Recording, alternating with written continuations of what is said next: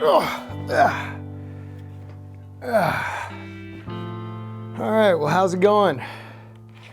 So, if you're one of the crazies that bought a C100 or C100 Mark II anywhere within the last 3 years, well, welcome to the club.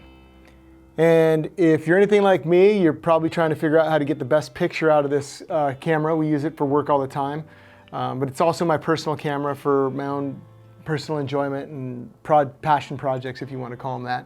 And so, of course, there's always, starting out with this thing, shooting in EOS standard, which is basically a DSLR, YDR, which is actually, it's actually, I think, a fan favorite. I really like it. It's what we're shooting on right now. And then, of course, the next part of that journey is learning how to shoot in log and get the best dynamic range and the best color that's possible out of this camera. It might not be the best for every shooting situation, but it's certainly what I aspire to get good at. So in that journey, you probably try to figure out if you're going to color grade or if you're going to use a LUT. I had to make the decision to use a LUT because I just don't have the time right now to develop that whole skill set of really being a colorist, right? That's a whole thing. So I figured I'd just use the Canon LUTs because they made the camera. I imagine the LUTs should work well with them. There was always the journey of trying to find the Canon LUTs, and I have a little video on how to do that. It's not that hard, but hey, it took me a little bit to find it, so I made a video about it. And then the next step is, once you find the LUTs, it's not like there's this one LUT and they clearly explain to you which one you should use. It's just a big mess, right? So I went into that a little bit in the video. Like I said, I'll have a card up here so you can check that out. In this video, I'm going to show you exactly which LUT to use and then how to apply it. So hopefully that'll help you start getting more out of the camera. It's not quite as hard as I thought, but it's been a journey to get here. So that's why I'm sharing. So without further ado, we'll check out the part where we show you how to find it and show you how to use it. Okay, so if you watched my video on how to find the Canon LUTs so that you can shoot in log and you don't have to do a ton of color grading, you might have gone in there and thought, holy cow, which LUT should I use, right? So I guess we'll just go through how to find which one to use, and then also how to use it, right? So if you've downloaded the Canon LUT, you're gonna have a folder that looks kind of like this, right? Canon LUT 201-1911. You open that up. You got 1D LUTs and 3D LUTs, and you might be going, which one do I use, right? Well, before I watched a few videos, I thought, well, bigger's always better, right? Bigger number, better deal. That's not always necessarily true, but there's a great video that Zai Cheng put together, and I'll put that in a card up here so you can watch that. He's going to explain the 1D LUTs, 3D LUTs way better than I ever can. So check that out, and then that'll get you all the technical information on why you're going to want to use the 3D LUT. So we'll click on the 3D LUT. Now you've got another choice here. You're like 16 grid, 33 grid, 65 grid. Holy cow, which one do I use now? Now you can go testing these, and I kind of did that before. But the bottom line is, based on the information that I have currently, I want more information, so the 65 grid is going to have more color information. There may be reasons why or why not to do that. I'm not quite that technical at this point, but it's working fine for me at this point. So you're going to have all of these LUT files in here, these cube files, and you might be wondering which one to select, right? It's pretty confusing. The truth is, there are only, for the Canon C100 Mark I and II, there's really only one you should be using. There's two you can use, and there's one you should be using, right? So your camera is going to be recording in, bringing the information in Rec. 709, all right? So you're going to want to use the, so let's circle back. You can only use Canon Log. You can't use Canon Log 2 or Canon Log 3, only Canon Log. So when you go down this list here, you're going to see Canon Log, and that's Rec. 709, BT 709 to Rec. 709 YDR or BT 709 YDR. That's the one you're going to want to use. Now, if you scroll down here a little further, you're going to see that there is a BT 220 Canon Log. Here it is, Canon Log to BT 709 YDR. That is if your camera was to bring the information in Rec. 220. It's my understanding, and I could be, you know, I have limited information here at this point. I'm not a super nerd here. I like nerds, nothing wrong with being a nerd. I'm a little geeky, but I'm not that technical, okay? So from what I understand, the Rec. 220 is really geared or was created for ultra high definition, so like 4K, 6K.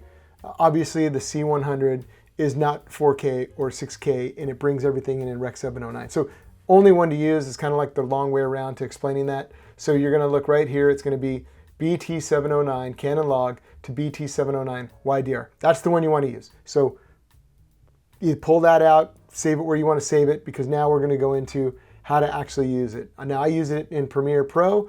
It's probably going to be similar in whatever software you use to edit your video. So we'll head over there now, and then I'll walk you through how I use it, and you can figure out how you want to use it.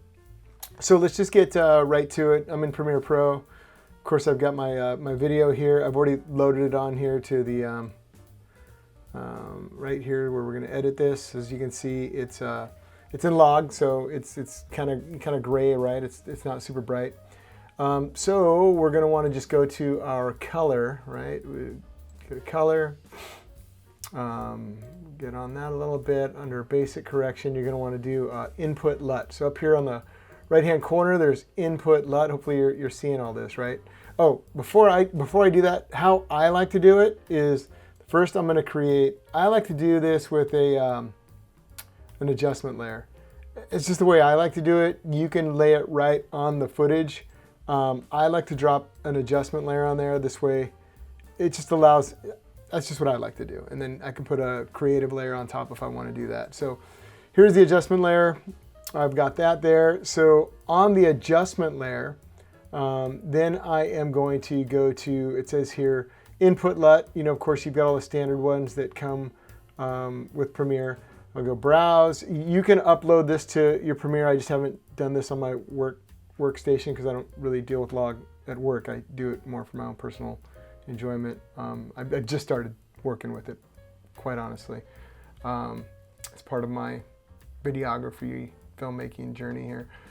So you'll want to go in here. Let me go find this file, and here we go. Where do I keep this thing here? Video, color, Canon LUTs. So we're going to want to do a 3D LUT, like I mentioned, 65 grid, full range.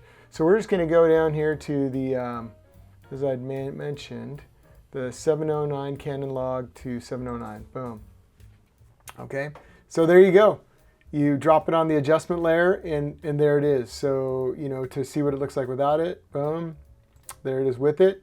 I think it looks, yeah, it looks pretty nice.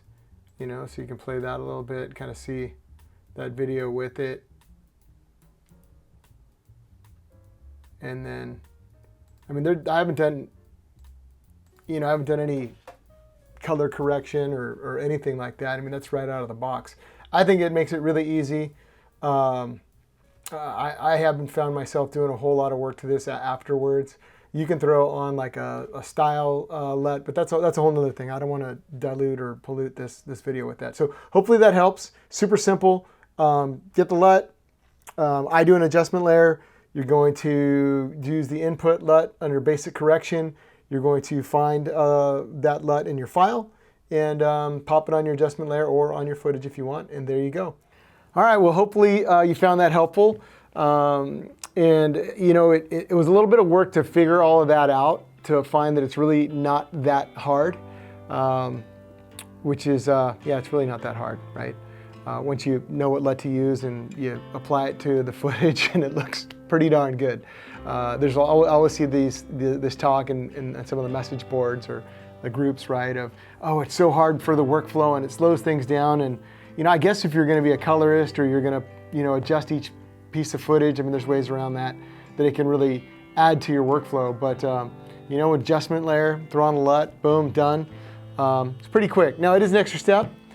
In shooting in log, to be able to expose for skin colors, that's a whole nother thing. Maybe we'll work on a video on that, because I've kind of figured it out and I'm working on it, but I'm not geared up and ready to make a video about it, not just yet. So anyways, thanks a lot, and we'll see you next time.